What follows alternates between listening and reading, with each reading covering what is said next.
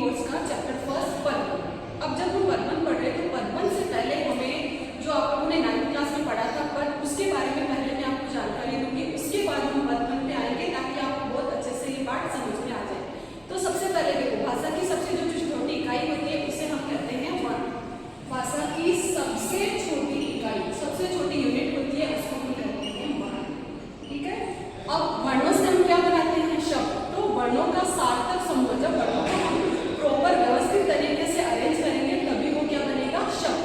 तो वर्णों का सार्थक समूह है, वर्णों का सार्थक समूह ये कहलाता हमारे शब्द। ठीक है, अब जैसे हम शब्द, अब पद होता क्या है? पदवन से पहले पद के बारे में बताऊंगी। वर्णों का सार्थक समूह शब्द होता है, शब्द स्वतंत्र होते हैं और जैसे हम किसी शब्द को वाक्य में प्रयोग करते हैं, जैसे ही किसी शब्द को वाक्य में प्रयोग करते हैं तो वो पद बन जाता है। कैसे? एग्जाम्पल, जैसे ही शब्द को वाक्य में प्रयोग करते हैं तो वह पद बन जाता है। और कैसे? एग्जाम्पल में बताती हूँ। जैसे कमल, कमल क्या है? एक शब्द है, ये अपने आप में स्वतंत्र है, इसको किसी की जरूरत नहीं है। अब इससे अगर मैं वाक्य बनाऊंगी, कमल एक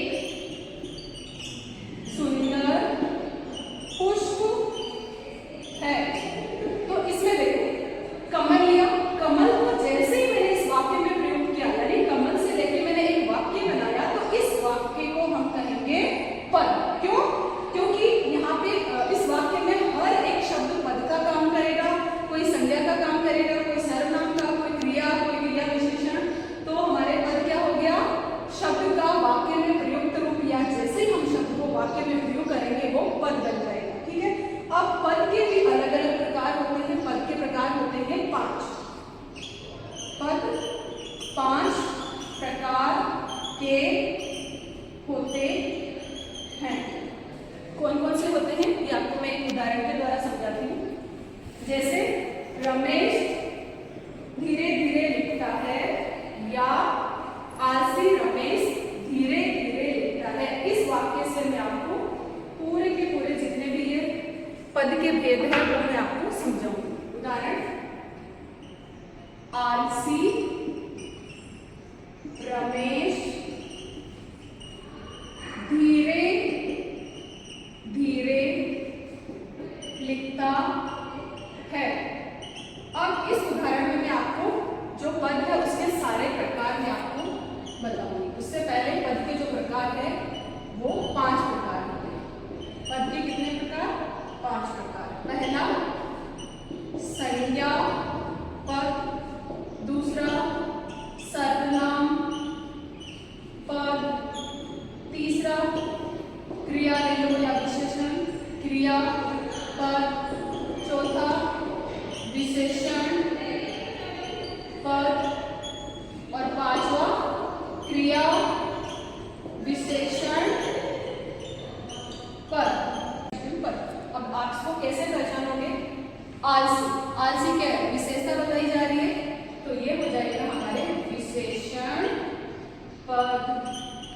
रमेश संज्ञा के बारे में, नाउन है ये, तो ये क्या हो जाएगा?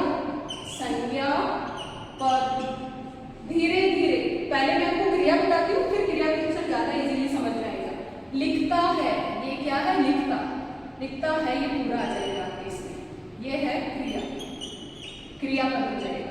ठीक है, अब क्रिया विशेषण पद क्या होता है? जो कि क्रिया की विशेषता बताएगा कि क्रिया कैसे हो रही है, किस तरीके से हो रही है, कौन से स्थान पे हो रही है, कौन से समय में हो रही है और क्रिया कितनी मात्रा में हो रही है, तो वो हमारे कहलाएगा क्रिया विशेषण। क्या कहलाएगा? क्रिया विशेषण। और सर्वनाम का मैं कोई और एग्जाम्पल देखिए आपको समझाऊंगी। तो पदवन के हमारे प्रकार हो गए 5 और वाक्य में अलग